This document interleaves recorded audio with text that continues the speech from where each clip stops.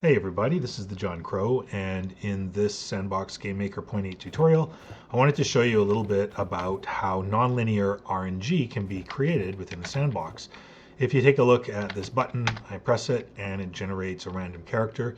And if I continue to press the button, so there it didn't trigger anything, which is one of the downsides of this system. The second time it triggered a second copy of the big guy there. But you can see as I'm kind of moving along here, I'm just pressing the button and there's a dog, there's a character on the other side of the map, there's another character, a rude boy there, policeman. So I've got 25 different variations of the RNG, and it's completely nonlinear in the sense that it doesn't run in a progression of sequences from, say, 1 to 2 to 3 to 4 to 3 to 2, that sort of thing. In this case, this is jumping around randomly. As a random number generator does, sometimes it doubles and happens upon groups of characters more than the others, and we can control that to some extent. And this is what I wanted to cover in this particular tutorial. You can see the overall setup right here. I've just got a little mock-up scene, and the main mechanic behind it is I've got let me just turn on my pen here. I've got an array of speaker components here, and each one of those speaker components is set up to detect a specific number, and then it's outputting that specific number. So if my asset, in this case this Usain Bolt asset, runs around randomly in triggers these different speaker components, that random number is going to then end up getting sent over to these asset spawners, and of course they will generate the asset that's attached to that particular preset and the message that's being used. So in this case, this one generates random number 21, which based on this one should be down here. And so you can see the text to display. This is just a visual I have turned on right now, is set to send the message 21. And for now, I could refine this. I can see that it's sent to all assets in the scene, but I'm not too worried about that in terms of demonstrating this is going to get the point across well. There are some problems with the nonlinear approach that I have here. So I'm correlating this with the linear approach, which would be using the basic platform, where you've got a start point and an end point, and also the bird behavior. Again, this is a terrible circle, but the bird behavior essentially has a starting point. It moves around in a clockwise direction and then ends up at an endpoint that then loops over and over and over again. And this one, in much the same way, has a starting number, and those numbers are generated linearly across the board and end up at the last number over here. The difference, of course, is that the NPC that I'm using is randomly moving around and moving between these different groups. So in many cases, the downside to the linear platform is much the same as in the nonlinear platform, but it's further randomized, and I'll explain very quickly here. With a platform, you have an asset that's moving back and forth along that platform at a specified period or time, so maybe in 1 second. And if that platform has a length of, let's say, 32 voxels, then it's moving 32 voxels in 1 second, which means you're going to have, if you're spaced out with a radius of 1, whatever that works out to, I think it's 4 units, 2 blocks. So maybe you have 15 different speaker components arrayed along that 32 block platform, and you're triggering a random value here. Now the issue with that, of course, is that as you're entering these higher numbers, say maybe around 13 and 14, it's very difficult to randomly go back to one of the lower numbers. And therein lies the problem. It's random, but it could be further randomized. And so this becomes sort of an exponent. This one adds to that by allowing you to move randomly left to right in much the same way as the platform. Also allows the character to move down, so it adds another dimension, as well as allowing the character to move diagonally. Now these three have some issues of their own, so when you compare the linear platform, the array, and the bird behavior, they're all going to have some affordances that work for and against them, and it's just really up to you to figure out which ones you need to take advantage of. I'm going to build this all in a separate scene, and let's talk about what those things might be. So you can see I have some objectives here. So we're going to create the random number generator. Our goal here is to construct the mechanism, determine how it can be used to output and drive game features in your game, analyze the optimal layout for nonlinear arrays. And so how do we lay that out? What affordances does that have? These are using speaker components. Comparing and contrasting the linear versus nonlinear. And some of the wants I had from here, this is more for developers, is the idea that a speaker component should have the ability to have a radius of less than 1. I was using this in 0.7, and it closes the gaps between some of the dead space in spherical or circular speaker detection. And my second one to fix that problem entirely would be to give the speaker component a square detection range. And in that case, there would be no dead zones that would allow these random number generators to not generate a random number. So with all that in mind, let's get started. So I've kind of pre-placed some blocks that I'm going to use here, and I'm just going to map these out quickly.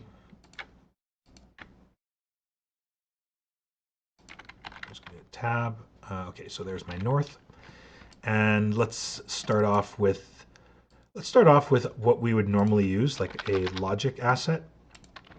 And so with the logic asset, one of the problems I have with it, and here's another issue, and if I use, say, a synchronized speaker component, when we're just visualizing the speaker before editing the logic, we can't see this very important radius.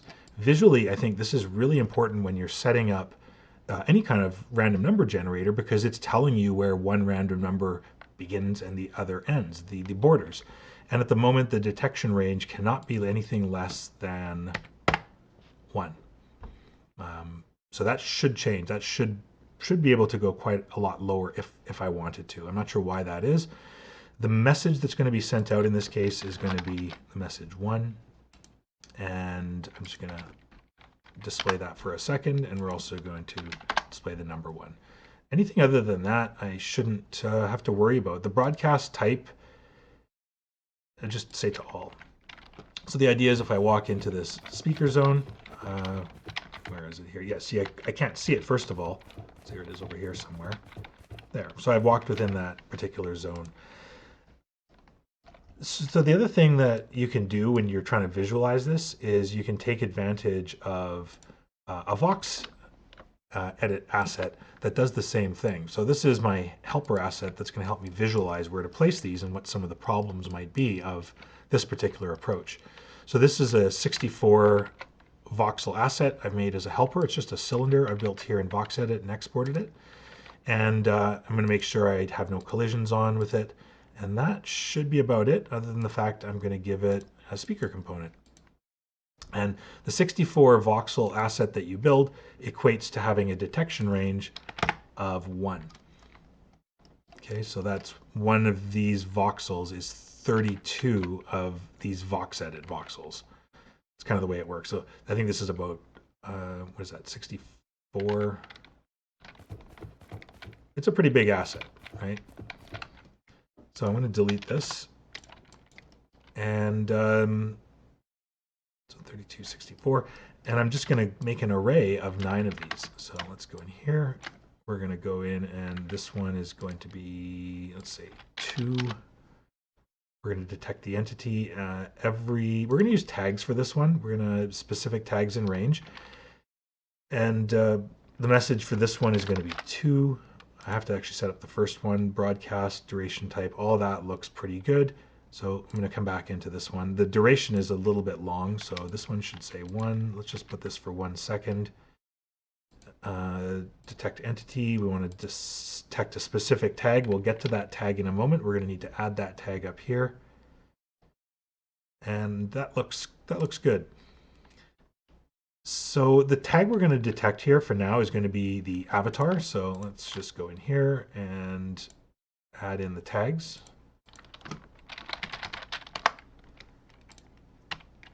And if I walk over 1, you can see it detects myself here, and it detects me here, and so on and so forth. Okay, so that's good to know. Is there a place where both of them detect me? Yes, you can see that there is this little weak zone right in here where both of them will ultimately detect me. So when you're generating your random values, it's really helpful, of course, to have them spaced out a little bit. The problem with spacing them out, of course, though, is taking advantage of the grid snapping using the shift key is really important to placing things and organizing them. And when you can't enter a speaker component value less than 1, this becomes problematic because then you have to rely on taking your values, which are nice and even, and then adding, small amounts of offset to them to prevent that overlap. And I'm probably still going to get some here, so both of them still detect me. So I really need something different. I need to kind of think a little bit differently. One of the other downsides, if I was to use these 64 and just continue momentarily here, so other than the overlap that you see, let's put this here. You can see that there are some dead zones as well too. I'm just going to jump into my pen, and you can see these areas right in here become dead zones where there's no speaker detection occurring. So that can be problematic as well. It could be solved if we could generate another primitive asset that's smaller than it, but unfortunately we can't do that because we're dealing with the size restriction on our radius. And if this is the smallest size radius, then this is just not feasible at all. One of the other notices here is that you get the transition points, and that can result in double recognition. And maybe you don't want two assets being generated at the same time. So that's another consideration. So you're ending up with more of these kind of pressure points that you need to manage, and radius isn't a way to solve them. You really have to kind of come into here manually and add some kind of a value, and then add some kind of a spread value as well too, so that you address this issue. But you definitely have to come up with a method, and you'd have to come up with it for each radius that you're dealing with. Again, you can see they're both triggering there. So where's that sweet spot? And that's one of the advantages, of course, of using the linear platform approach, because now you're just minimizing the number of contact points between them, and you can space those out, although you're still going to have these periods of overlap if you're snapping the objects together, and how to deal with that. So these are all just things that I've been thinking about, and the easiest solution, of course, would be to have a square detection range with a value of less than 1. Ideal, done. Let's make it so. One of the strategies I came up with was to go bigger. So what if I went with a 256 voxel asset? So in this case, assigning a speaker component to it results in me having a detection range of 4. So again, you notice if I go 5, there we go. So you can see there's my radius there. And as I set this one up, make sure that the collisions are turned off. And 1 second is enough. This would return the number 1. We're going to detect, we'll just detect avatar until we switch that up. And the message that we're going to send is 1. Broadcast to all, and that looks good. And if I add a couple of these,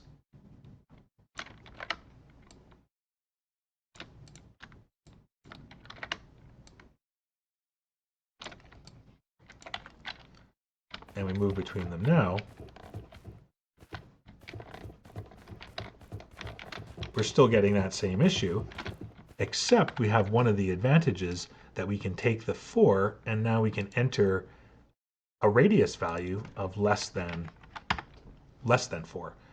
You can't see it. Actually, let me see if I can't visually turn it off here. Yeah, you can't really see it once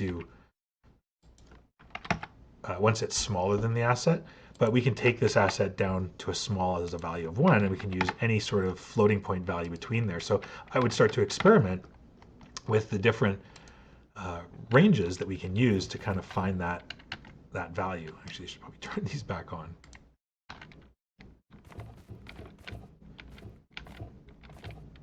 So again, you can see that both of them detect them in that very small area, but for the most part, it's not a huge deal if we have a character that's randomly moving around. in terms of this negative spot that we have, we could go in and we could use a smaller asset. Probably in this case, I've got a 96 voxel asset and place it right in the middle. Now we're not completely avoiding the problem, we're just breaking it up into a lot of smaller gaps. And perhaps we could fill those with asset drops of larger gaps, but that definitely becomes an issue that we need to consider. So for the purposes of this exploration, I'm going to try and cheat this or hack this by building a character that has a legendary catalyst system. So I'll have 4 slots, and I'm going to fill those with speed gems so that my asset can move around randomly a lot faster, moving from place to place. And for that, I'm going to use my legendary Usain Bolt doppelganger. And the trick to all of this is to give your character a soldier behavior. And we're going to place that soldier ultimately within the matrix of this, this asset here. So I'm going to duplicate those. So let's go 8. I'm just getting rid of, so we'll do that. So at this point here, we would set up our array. And for this, we could, there's no real way around this, unfortunately. You need to just painfully go through and name it. So we're going to output 2. Hopefully one day you could do this where you could, multi-select a number of objects and it would assign like an array of numbers that you could increment easily rather than one by one. And anyways, so we're going to send the message 3 when we detect the avatar in range. This one will be 4.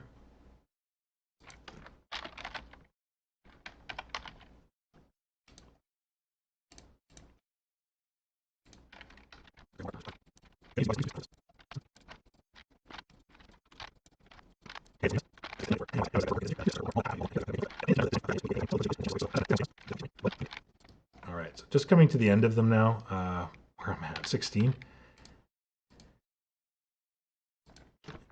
And we'll get 16 there. All right, so we've got this huge array for the character to run through. And how are we going to actually make this work? Well, the answer to that, I'm going to delete this middle one here for now, is to give the character the soldier behavior, and let's let the soldier run through this area. I'm just going to scale it up. I think it would be about 12. Oh, wow, it's actually more than that. Probably 16 would be the number, I guess. Yeah, 16 by 16. Excellent. And you can see here that we've got a speed gem on our character. 4 of them, and our character is legendary. And that allows us to boost up our walk speed, run speed. We don't need any attack speed or attack damage, so we're just going to 0 those out. But we want these maxed out as much as we can, and we don't really need a health component on our character. But we're going to edit the character, and we could have it attack a character, but we're not going to use that at all. We're going to actually use this attribute here, the random walk frequency, and crank that all the way up. The character's not going to have to defend itself, nor is it going to have a range to attack. But we're going to have, I don't even know if the detection range matters because it's not really attacking any one thing. And let's give this the name, for now, the tag, we'll call it the dropper, because this is actually going to drop the actual asset that's going to actually create the detection, or is going to utilize the detection.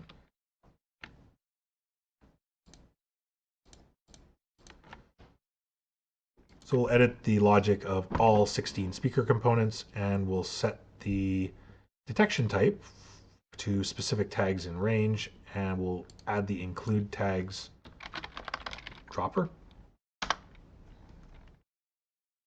Just double check to make sure everything is good. Yep. And we can see that our character now runs around. This is, I think, is the wrong one. I actually ended up creating a couple of them. I think this must be the latest one. Yeah, this is dropper. This one here hadn't been named yet. And I usually get that duplicate whenever I'm recording, so it has nothing to do with Sandbox. This has more to do with me creating videos and the drawing tool coinciding with the duplicate tool. So you can see now as the character runs around, we're just generating these random values. So he's going up to 14, and now he's up to 10. So you can see how it's skipping those values very randomly, right? And so here he's back to there again, but now he could just as easily move upwards into the 4s and 5s and 6s, and there he goes. So now we've quickly jumped into those sections and we're sampling from that particular area. We're into a dead zone there, so we don't get much sampling, but this is where the smaller ones could come in as well.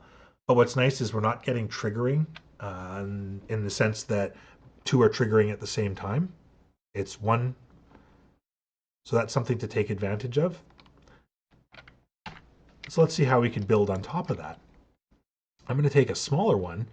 In this case, I have a 128. Ooh, that one actually looks really good. Let's fit that one in. So you can see as I'm holding down shift, it doesn't quite fit perfect. It doesn't fit perfectly. So I'm going to have to just bite the bullet for now and find the best fit, and then I'll adjust them manually. And actually the best thing here to do would be to quickly just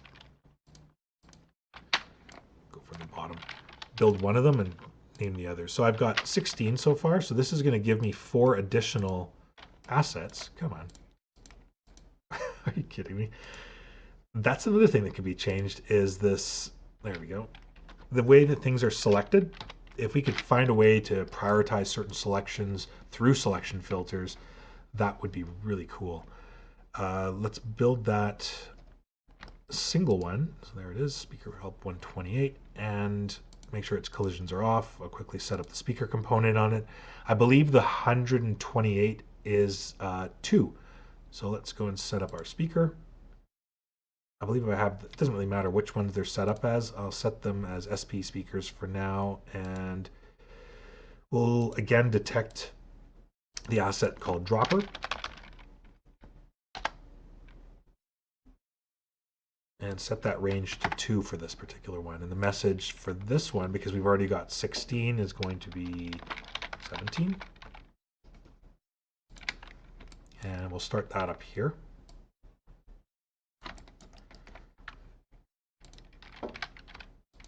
Set that for a duration of 1 so we have a visual on it.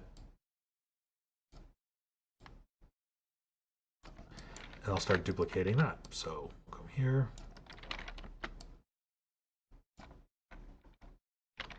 Because now all I really have to do is adjust the name, the message being generated.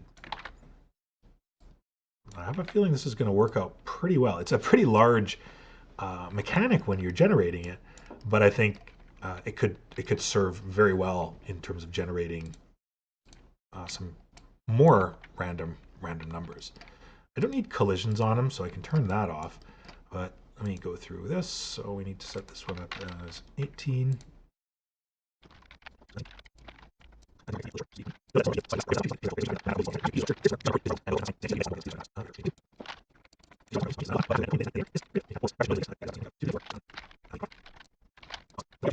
I would likely want to clean all of this up and just parent everything together, because hierarchies are really important to me when I'm working, especially when you're building game mechanics. So maybe a really good rule of thumb here would be to create a hierarchy. So I'm just going to create something I use for hierarchies a lot. I've got a little 4-voxel asset that I use, and I'm going to call this my nonlinear. Oops. What did I do? Nonlinear RNG parent. And I could take all of these, drop them underneath.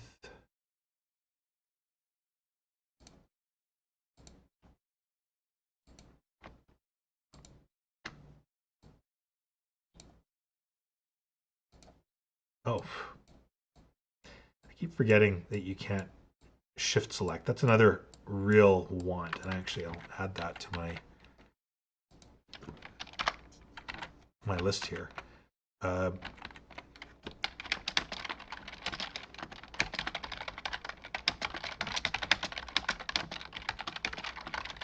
Let's add that. Shift select, drag and drop in the game maker hierarchy. Now I can move all of these around. I'll grab all of the other ones. I'm going to have to manually drag them in. And one of the things, if you've spent a lot of time in the game maker, as you work through this, the speed at which you can parent slows down. So this kind of puts a capper on the number of assets that you can build and reliably work with in your scene. All right, here we go. So if I grab my asset, I should have my whole system now. The next thing I'm going to do is I need to swap out the detection of the Usain Bolt character for something that he drops. I need sort of an input that's going to cause Usain Bolt to drop something, and it's that something that gets dropped in the radius of these detectors that's going to generate the asset or create the condition for change in your game. The easiest thing to do is to use some kind of a button for that. So let's just grab a rock.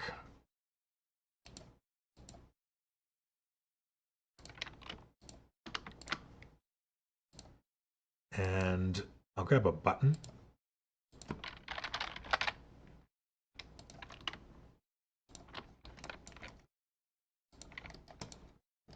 And anytime my character presses that button, I'm going to want to generate the message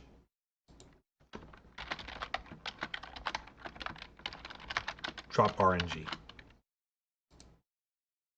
And the message I need to send out has to be broadcast over quite a large range because I've got such a large array of speaker component assets. So let's go 40 should do it. Yeah, and I need to spread this out a little bit farther than I normally would. I would put this in the middle if I could, but because my character is interacting from here, I'm going to need to make it, I'm just going to put it 50 just to be safe. All right. So on the Usain Bolt character, I'm actually going to use that same 4 voxel asset as the asset that I'm going to drop. And I'm going to use that with an asset spawner. So I've got my AS for my asset spawner. I'm going to have it spawn an asset. I'm going to set the offset off. This asset, of course, this asset spawner asset, I'm not going to have any collisions on it, but it's going to drop this object as a preset. I don't want that to be visible. I don't want collisions to be on. And I'm going to set it up with a tag, RNG. Actually, let's go nonlinear, RNG. And I think it needs a health component. It definitely needs a health component. And we're going to have to set that health component up to die. So when our button sends the message to this object to drop it, it also needs to be deleted from our array after a time in order for the next selection to be made. So the death event is going to be destroyed. We do want it to live for just a little bit and then die. So I'm going to leave the death delay at 0. And for its instant death message, I'm going to need to set something up for that.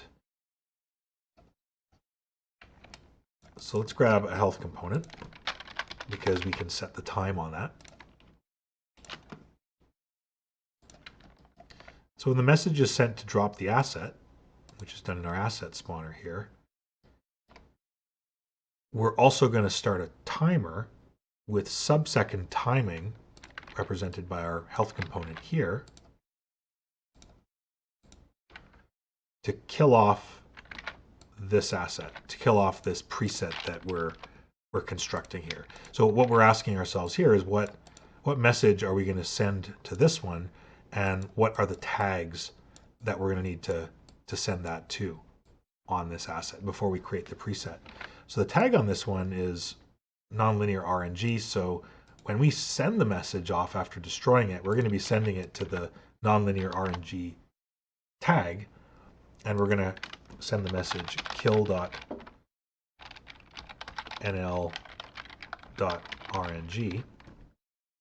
I don't like that. Just go with that for now. I don't like using a lot of caps, but I'm using the first letters here, so just to kind of truncate it. So we come back into our preset that we're generating, and the message sent on death there, sorry, it's death event message is kill.nonlinear RNG, and it's killing that tag. I don't necessarily need to see that. This doesn't send out any message on death. So this looks good. Let's turn that into a preset. We'll come over and create a new preset, and so we'll call this our spawn NLRNG.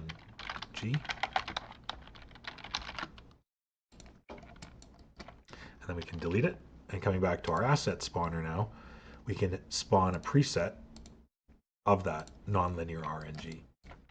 And we can now move that over to our Usain Bolt character. I'm just going to give this asset spawner the name Busain, or the prefix Busain, so I can quickly just do a search and parent the two of them together.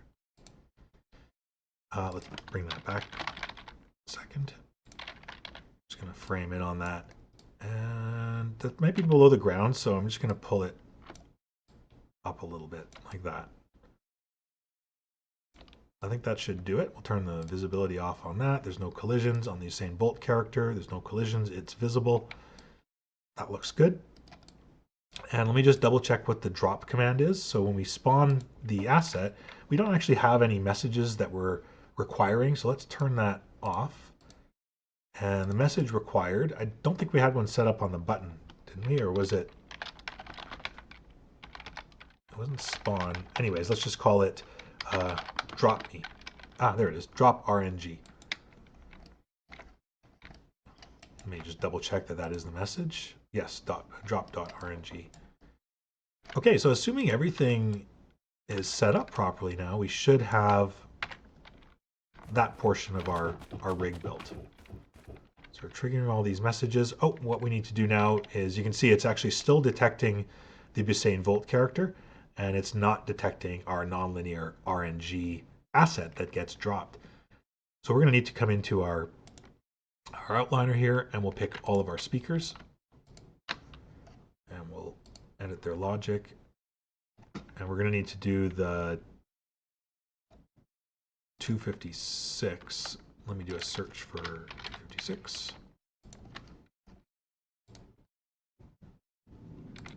And we'll swap the tags out, then I'll do a search for 128. Swap the tags out there. So now when I tab back into the game, the speaker component shouldn't be detecting anything until there we go. So you can see it dropped.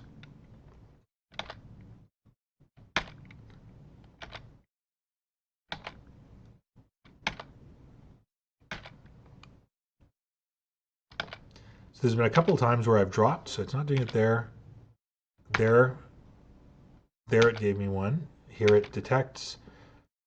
So there are some kind of sweet zones that, or I wouldn't even say sweet zones, but there's some zones in here where it isn't going to trigger. But you can see overall we are getting a very interesting nonlinear response.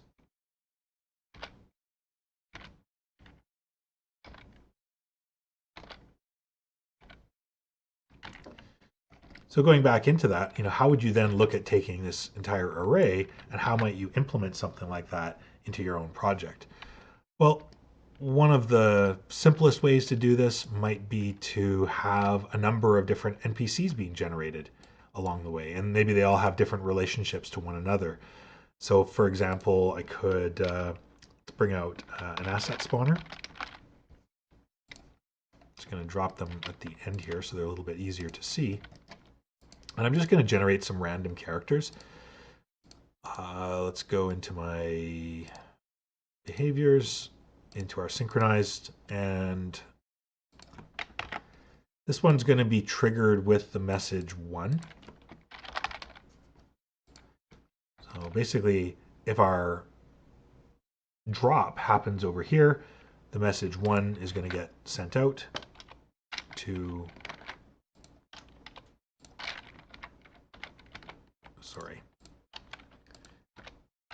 to this asset spawner, which in turn is going to spawn an asset. So let's have this one spawn a Jared character. And then when we duplicate that, the next one it's going to be is, let's say, Marcus. And that one gets spawned with the message 2. And what's nice about this is I could quickly use the visuals to determine how it's sort of distributing my assets, how the random number generator is working. And maybe I could use those to compare the utility of working through linear bird or this nonlinear array.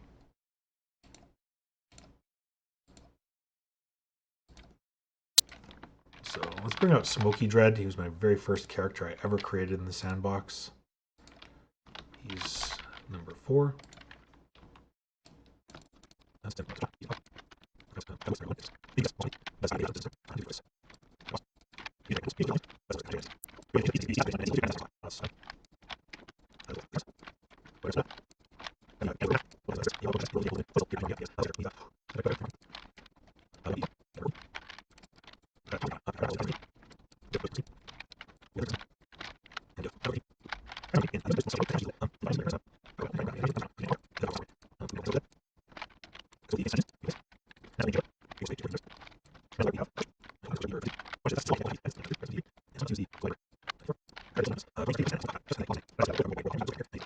So these could all be, let's see, oops, looks like I missed a couple there.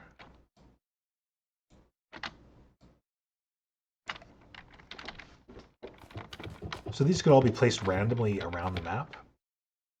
So we look at that, we start with 25 and then we're down into here. So there's a dead zone there, Here we generate the dog, back to a copy of this guy, Jacob Hiller. Oh, he didn't generate anything. Oh, no, he did.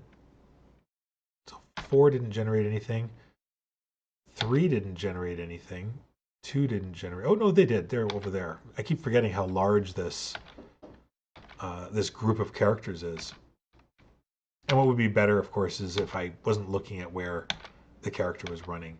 But you can see it's generating them at all different sides of the map. I'm kind of having to move around to figure out, where they are. And I'm trying to spam this hotkey, but of course they're only spawning, every 1 second. So I think this is a pretty interesting approach. The idea of the nonlinear RNG generator for all your games within the sandbox. Got some gambling games coming in now, games of chance. It might just kind of increase the odds. Make it a little bit harder for people to win, figure out what's going on. So at this point, it's generated almost every character. I'm missing about 5 or 6 characters here.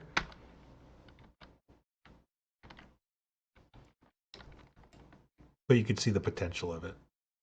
And if I was to hide all of this,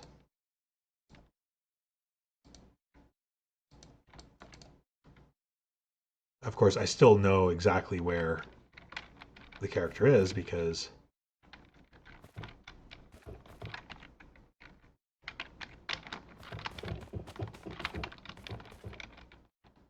it is going to specify the speaker, which I would need to turn off.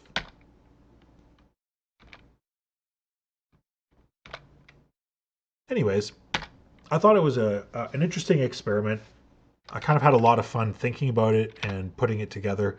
And I've learned at least a little bit more now about some of the limitations on these different methods when you're trying to apply them in the sandbox.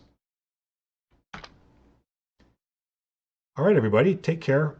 Hopefully I'll come up with some more tutorials in the very short term. Hope you enjoy them. If you do like them, give my YouTube channel a follow and leave a comment. Take care. Talk to you soon.